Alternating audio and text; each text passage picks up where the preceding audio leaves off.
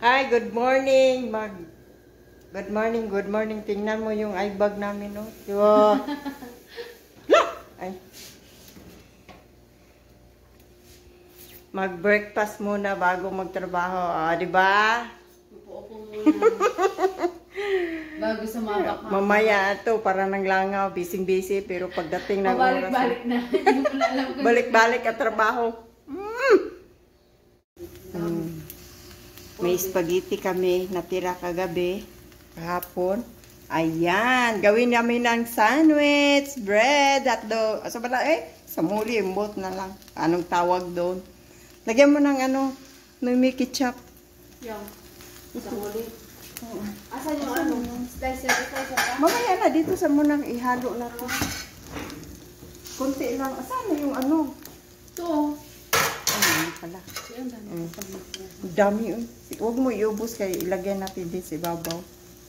Ayan, lagyan namin ketchup yan. Ilan? Tama na yan. Ihalo mo. Para mainit-init kunti. Ayan. Yan ang breakfast namin ngayon. With bread. With cheese. More cheese. Cheese na ka. Kasi malamig yan eh. Nilagay sa ref. Diba?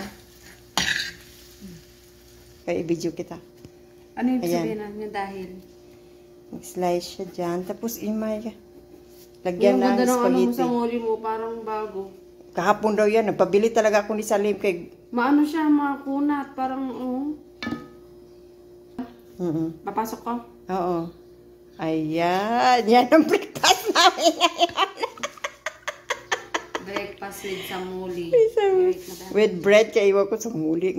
Ang tawag yan sa Pinas, hotdog bread. Dito, sa muli. Nabuing na.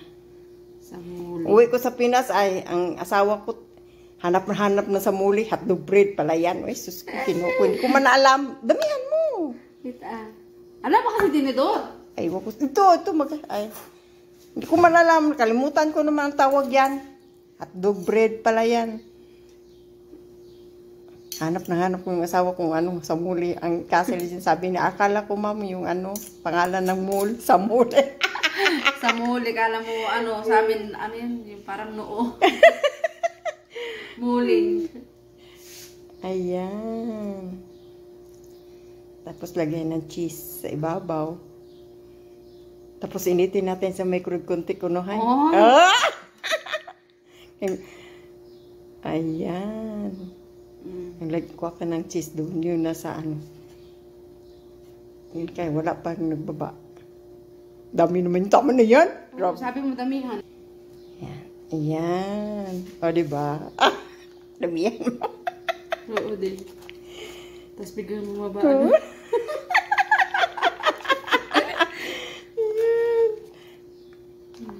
Ayan. O, diba? O, di.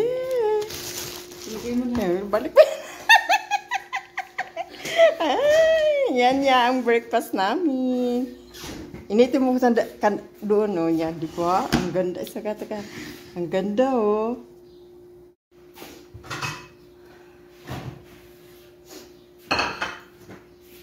Ano mang sabihin sa akin? Diba? Breakfast na. Breakfast Ay. Ito magsahay. Nung gatas ko kagabi, hindi ko nainom. Kumain ka doon ng Kumuha ko ng gatas doon. Nilagyan ko ng oatmeal. Ay, ng cracker. Wake up.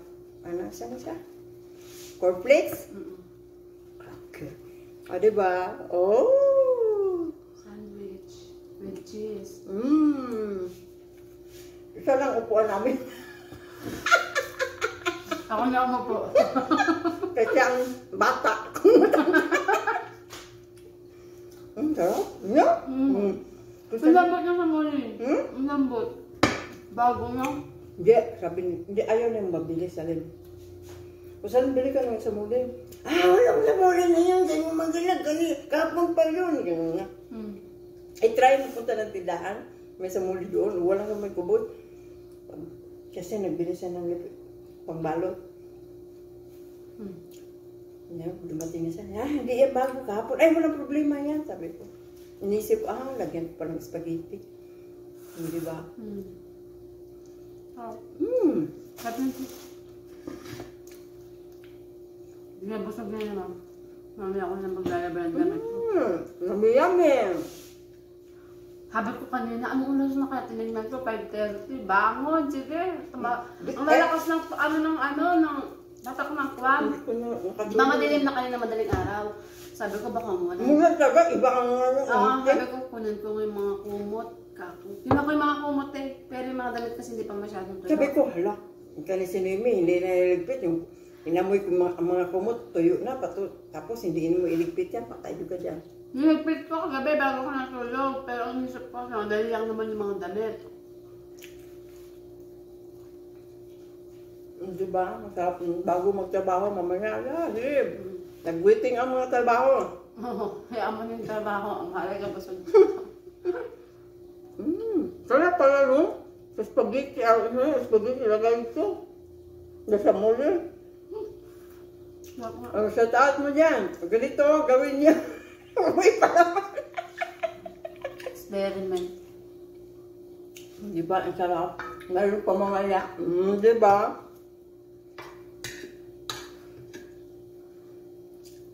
Ang sasakit na Baka taas ang dugo dyan. Ang taas ang dugo. Magbabakasyon ka na nga sa ospital. Yung magbabakasyon ka pero sa ospital. Baka buuin ko. Salaan. Sahod ko na, bibigay sahod ko. Lagi, sabi ko, magpadala ka, may 50 ako, magbigay ako ng 35 para mag 500, ha? Bibigyan mo ulit, anak mo. Yun ang kay Alexis? Hindi, babae. Yung lagi niya. Bakit lang? May 50 ako dito niya. Bawasan ko ng bili ng shampoo, kaya wala ko shampoo, di na 35. Pares tayo. Ubus na yung pads ko. Wala ko shampoo. Nagpabili ako ng, meron pa naman ako dito, 10 real.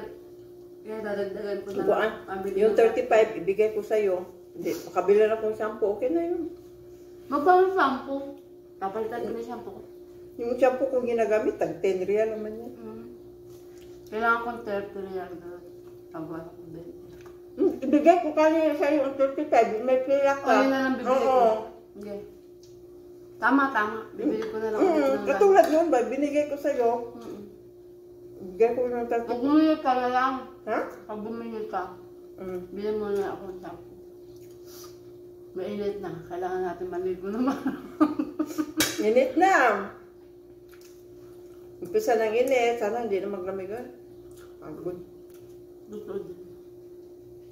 At least pag malamig dito, pagbaba mo, nasala, malamig na. No? Sa taas naman mainit eh, pag kaya tag-init eh.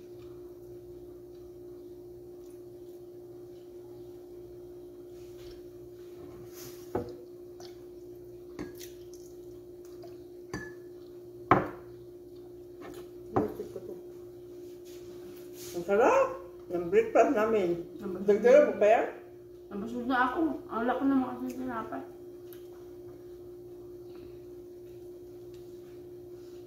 Marami magkukumusta sa akin kasi marami magbabalita na matay na sa hospital. Yung mga sinag-chat sa akin, nag-chat ngayon, oh.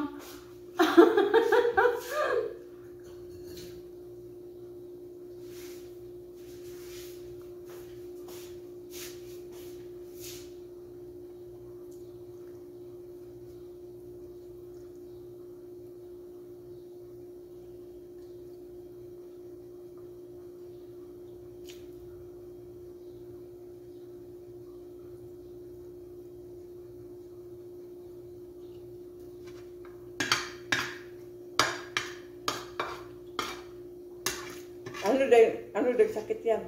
Sabi naman ni nanay ko, operahan daw dapat. Ano sakit yan? Na-opera na daw yun natin sa bato eh. Sumasakit ata daw yung tiyan. Tapos dinala sa Manila. Hindi nila alam baka na high blood or baka na nervous din Biglaan naman. Biglaan siyang parang dinala sa Manila tapos parang operahan sana. Bato? Hindi ko alam. Baka acute na. Baka. Or Baka dati appendix na, yan. Hindi, baka dati na may sakit na iniiyak. Ano? Kasi operahan na siya dapat hindi na daw umabot eh. Akit O na, hindi matagal na. Baka ni-nervous, gano'n. Alam mo Ala, hindi, matagal na yan. Matagal na yan, pero hindi lang inaano niya. Kaya sobrang sakit dala. Ha? Sobrang sakit. Baka appendix yun. Bato sa bato na.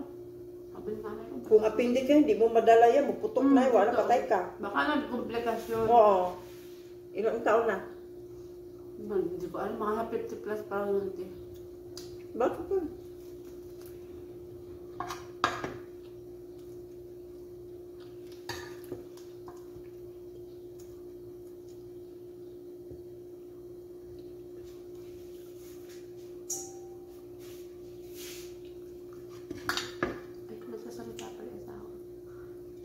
Busog na ako, hindi ko na Hindi ko kuntis yung kaos ako.